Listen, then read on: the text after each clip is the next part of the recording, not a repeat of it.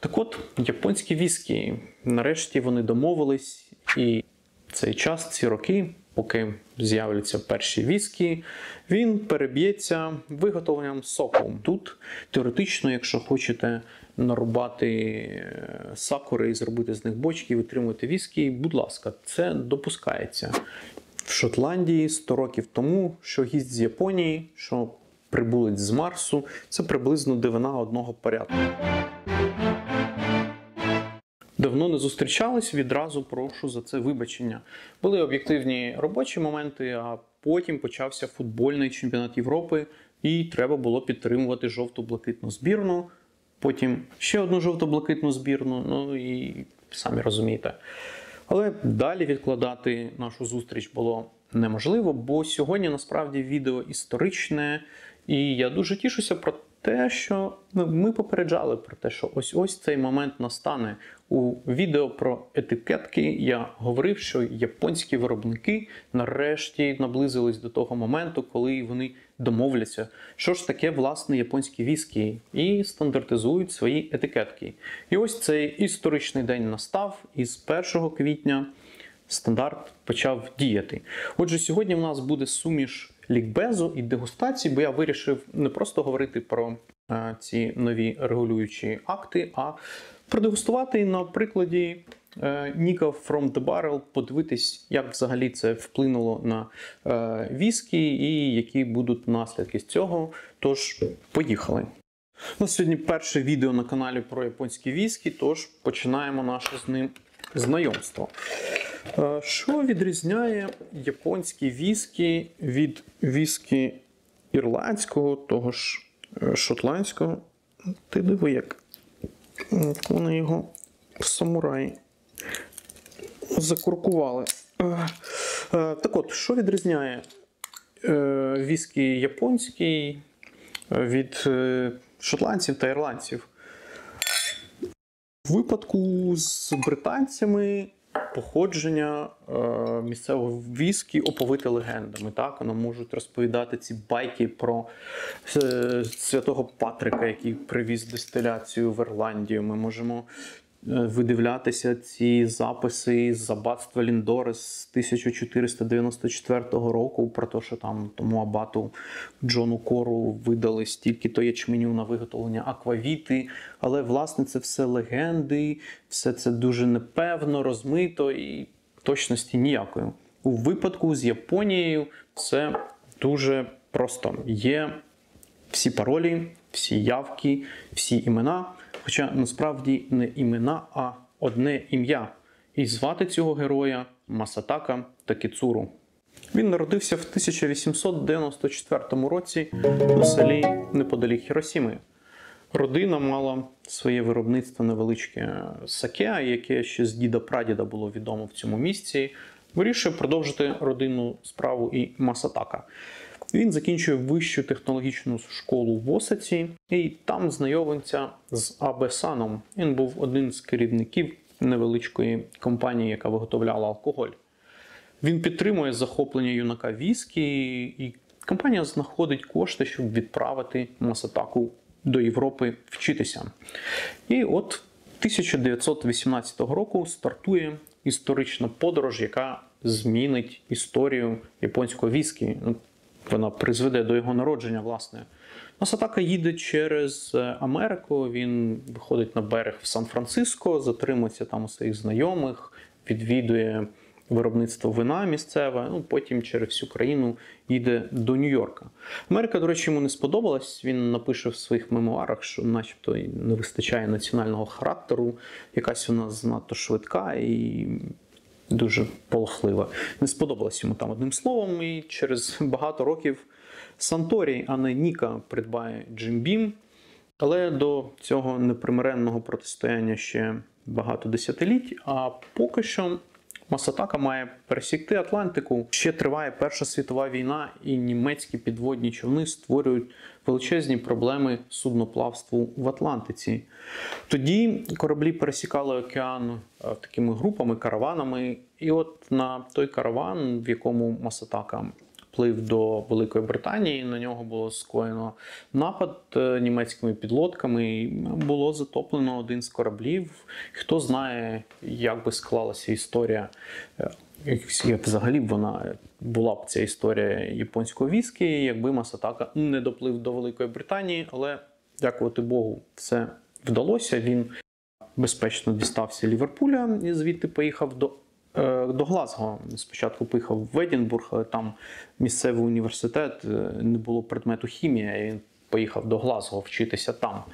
Ну і, звісно ж, він йде стажуватися на дистилерії. Почав він з містечка Ротес, це серце Спейсайду, він на декількох дистилеріях вчився виготовляти чистий солодовий віскі. На наступний рік працював на одному з виробництв Джонні Уокера, там його 3 тижні не підпускали до колони кофі, був мастер-дистилер дуже підозрілий, цей незрозумілий прибулець якось не внушав йому довіри, і тільки через місяць він допустив його до налаштувань колони і почав ділитися своїм досвідом. Так само Такіцуру вчився у Кемблтауні, на Хейзелберні, і все те, що він бачив, все те, що він розбирав, чого його вчили британські, шотландські майстри, він все це акуратно занотовував в свої конспекти.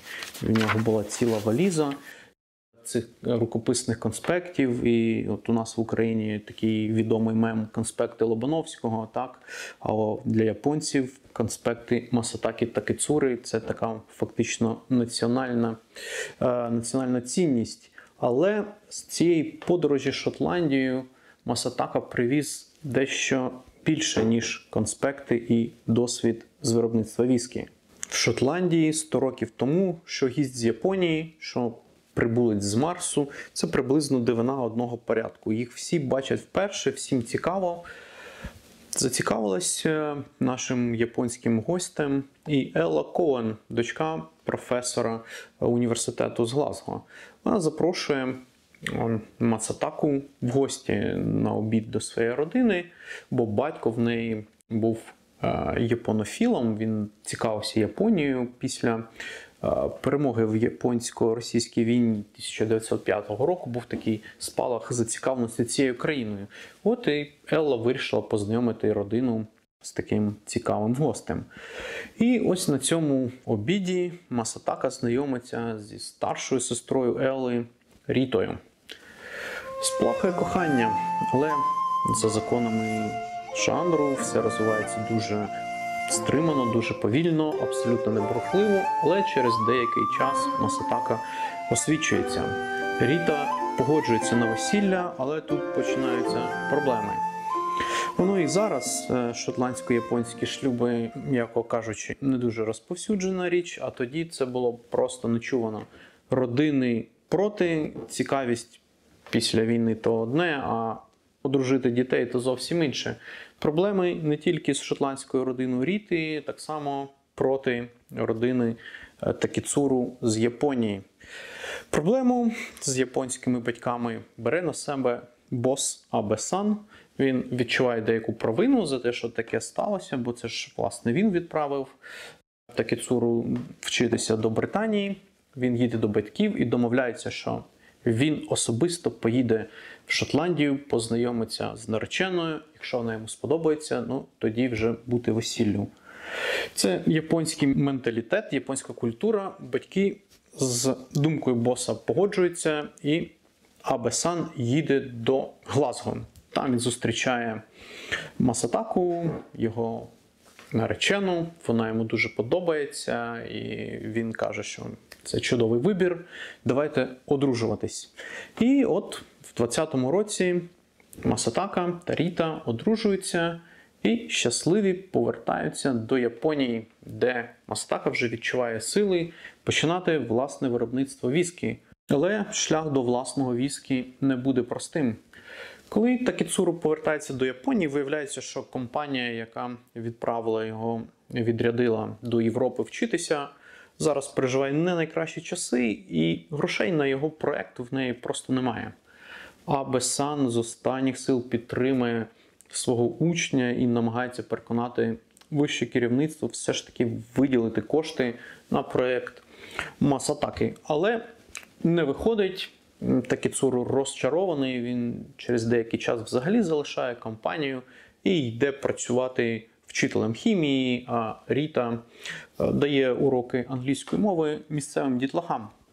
Але через деякий час до Такецуру приходить Торі, керівник компанії Котобук'я, яка дуже скоро стане добре відомою Санторі.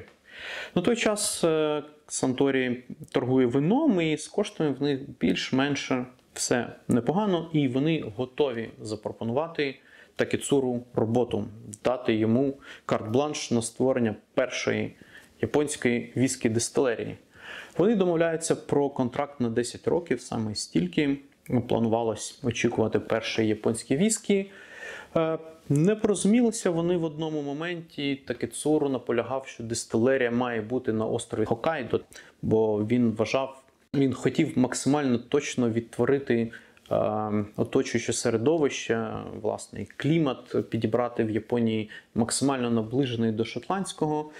Але Торі наполягає, що дистилерія має бути все ж таки на головному японському острові. І тоді Масатака обирає місце для дистилерії Ямазакі, яка відкривається в 1923 році.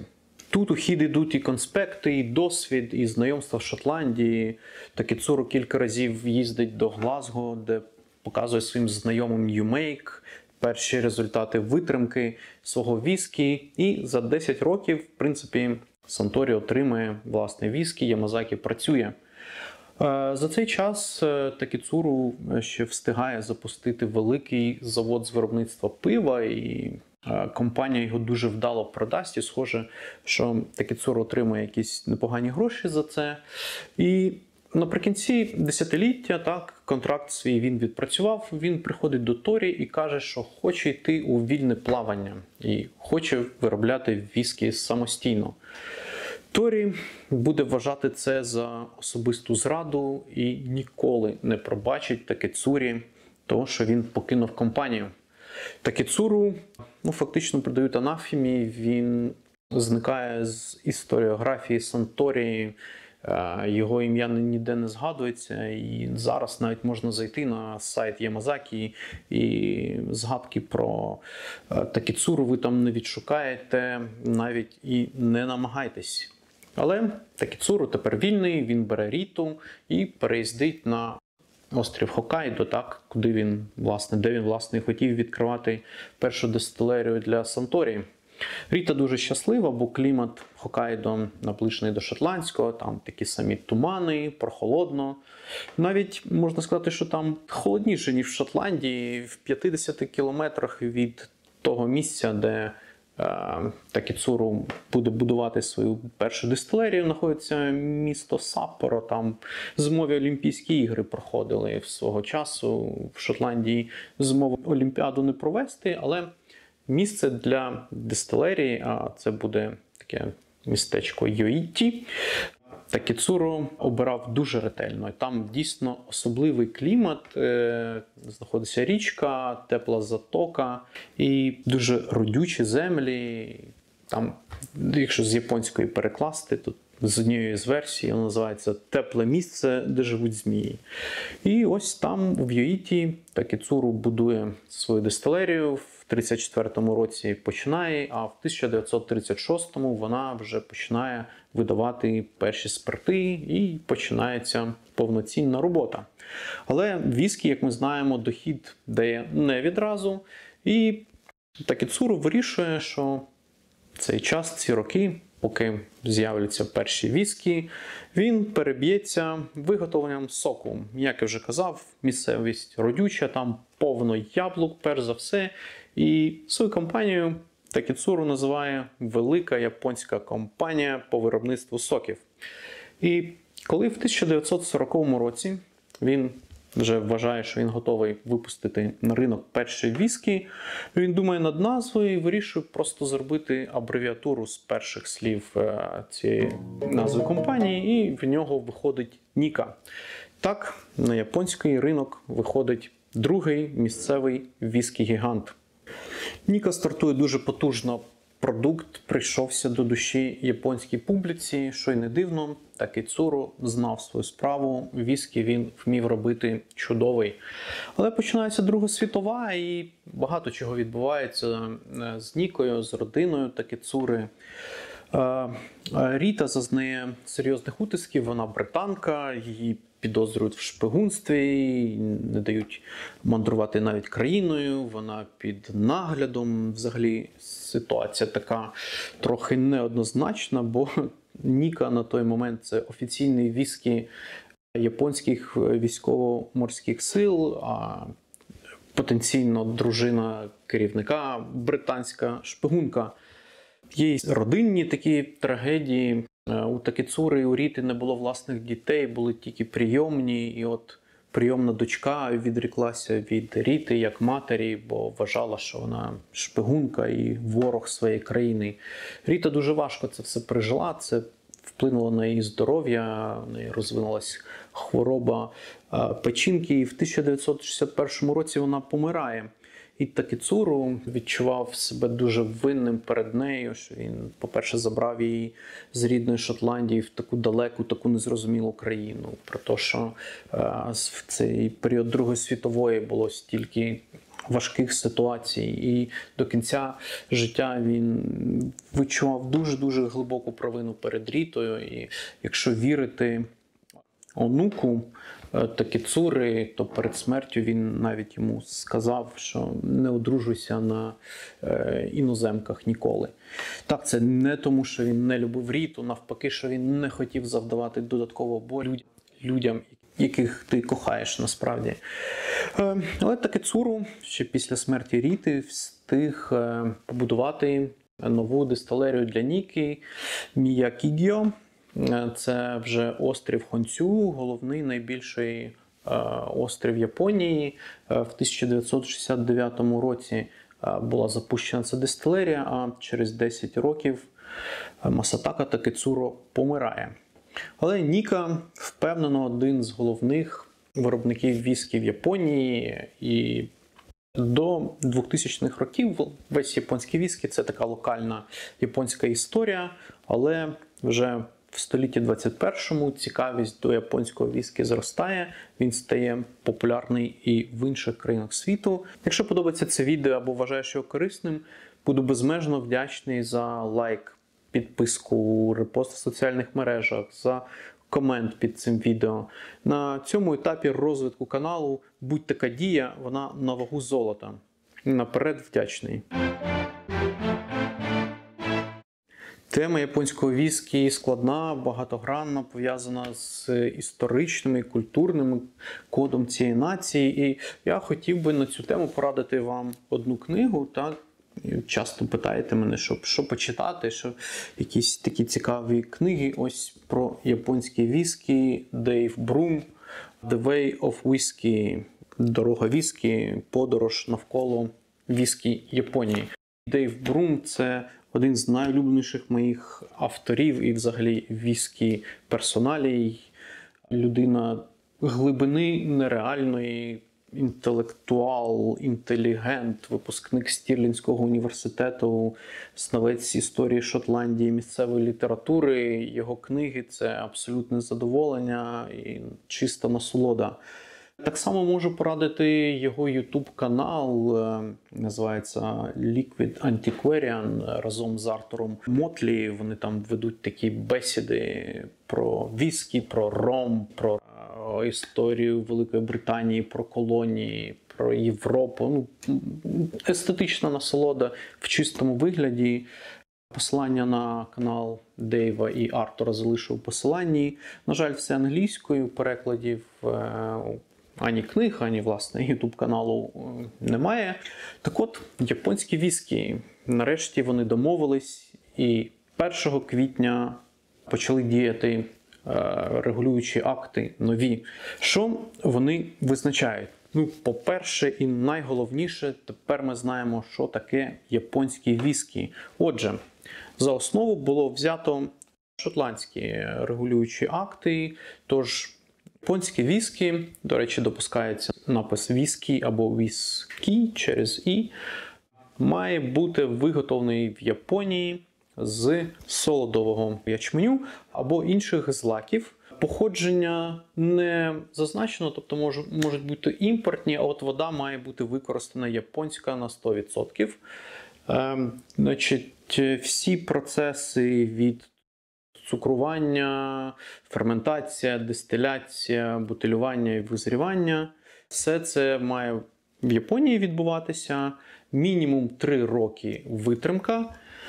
Витримка має бути в бочках 700 літрів об'ємом, а бочки зазначено можуть бути просто дерев'яні. Так? От тут така відмінність суттєва від Шотландії, де тільки дубові бочки можуть бути. Тут теоретично, якщо хочете нарубати сакури і зробити з них бочки, і витримувати віскі, будь ласка, це допускається. Як же лідери відреагували на зміну регулюючих правил? В принципі, вони були вже підготовлені, і Ніка, і Санторі заявили, що вони і так свої бленди, які не можуть називатися японськими віскі, вже категоризують і в Штатах, і в Європі як World Blended Whisky, а все решта, що може називатися, ну так і вже і називається правильно. Щоправда, Ніка в себе на сайті зробила позначки спеціальні для товарів, які не відповідають вимогам японського віскі, і цей перелік потрапив, власне, наш сьогоднішній зразок. Незважаючи на те, що, здавалося б, тут щось однобочкове в нас має бути, Ніка Whisky from the Barrel, так, назва натякає, але в нашому випадку це бленд. І це не blended malt, а звичайний бленд, так, якщо ми там шотландською термінологією оперуємо, це суміш солодових і зернових спиртів. Давайте розберемо, що ж у нас в цій пляшці, власне, присутнє і що ж не дає Нікі називати цей продукт японським віскі. Назва цього гріха Ben Nevis. Це дистилерія в Шотландії, яку компанія придбала в 1998 році. І схоже, що віскі з Ben Nevis є в складі цього бленду, і тепер він не може називатись 100% справжнім японським віскі. Гаразд, давайте тепер детальніше розглянемо, що ж все ж таки у нас є в цьому продукті і що це за віскі, перейдемо до дегустації. Отже, бленд – суміш зернових та солодових спиртів з дистилерій Йоїті та Міякігьо. Це насправді не просто дистилерії, це великі виробничі комплекси, які виготовляють і зерновий віскі, і солодовий. Отже, все виробництво, власне, зосереджено на цих двох дистилеріях, і от віскі з них і попадають в цей купаж. Витримка приблизно 8-10 років. Знаємо, що витримується переважно бурбонна витримка, але є деяка частина хересної. Невідомо достеменно, в які пропорції потрапляють солодові віскі та зернові, але цей показник доволі високий. З тієї інформації, яку я знайшов, хтось пише про 50% складової солодових, хтось пише навіть про 80%. Але це атипово, це дуже незвично для блендів в дешевих якихось купажах. Ми маємо там 5-10, якщо пощастить, 15% солодових спиртів. Тут однозначно цифра набагато вища. Чому ж все ж таки from the barrel? В якому місці цей барел з'являється? Після витримки спирти змішують і десь на 4-6 місяців розливають по бочках першої First Fill Bourbon Cask, першого наповнення бурбонні бочки, і там вже відбувається цей мар'яж так званий. І вже з бочки ось цієї розливається цей віскі. Це у нас бочкова міцність. Міцність доволі висока. Ми тут маємо 51,4 градуси в цьому віскі. Що ж, давайте спробуємо на колір. Можна, в не перевіряти, бо підфарбовують карамеллю цей віскі. До речі, згідно з нових цих регулюючих правил, це можна робити і навіть можна не вказувати, що ти підфарбовуєш. Холодна фільтрація тут так само відбувалась цим віскі, густина доволі рідкий, і ніжок фактично немає.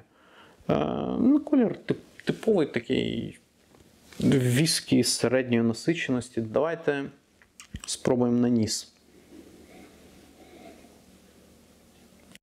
Перше таке враження, він дуже легкий. Ти коли береш віскі міцністю 51,4, здається, що зараз як шарахне по носі, взагалі не відчувається цієї міцності. Він дуже легенький, дуже квітковий. От перше це квіточки, такі літні, насичені лугові квіти.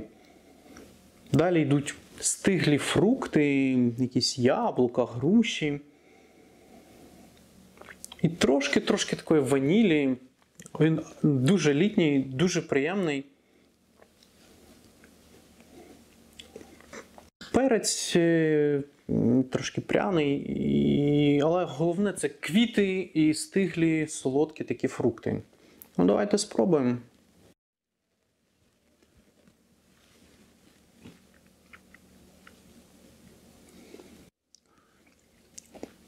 На ковток міцність, можливо, є. Так, ковток такий теплий, зігріваючий, але профіль на смак відповідає тому, що було на ніс. Можливо, квіточки трошки відійшли в бік, і фруктова нотка більше буде така попереду, знов таки стиглі фрукти, крім яблука, зараз така приємна апельсинка, апельсинова цедра, можливо, навіть мед, така солодкість, ванільна. Дуже м'який, незважаючи на свою міцність, він реально м'якенький і дуже-дуже такий легенький.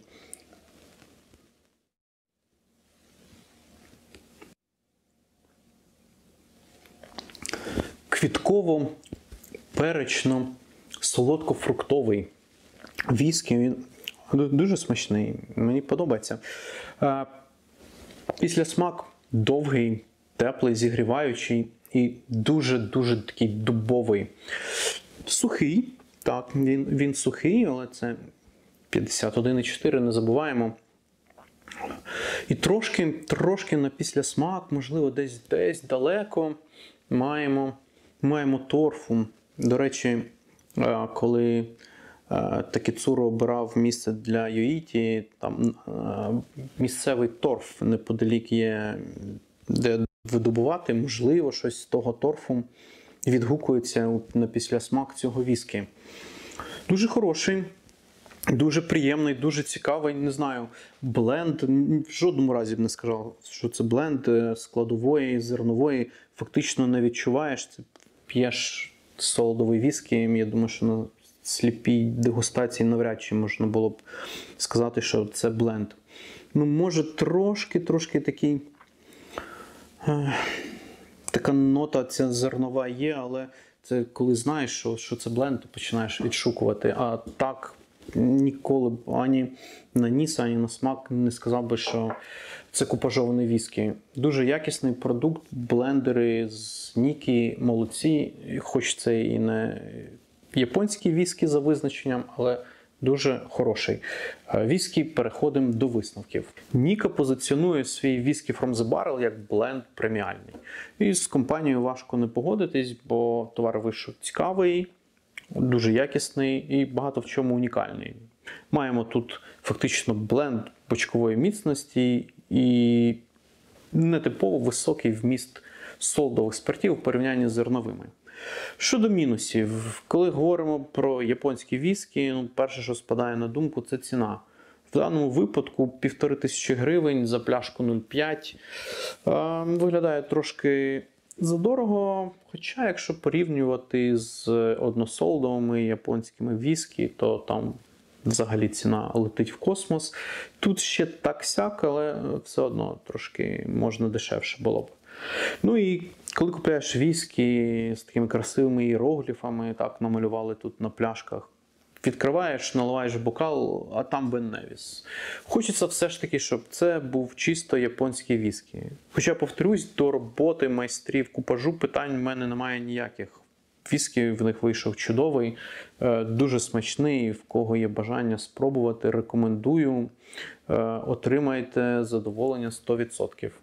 Віскі Максимометр, всі показники якого і зведену таблицю з усіх віскі, які вже я встиг продегустувати на каналі, можна знайти на сайті проекту, посилання внизу під відео.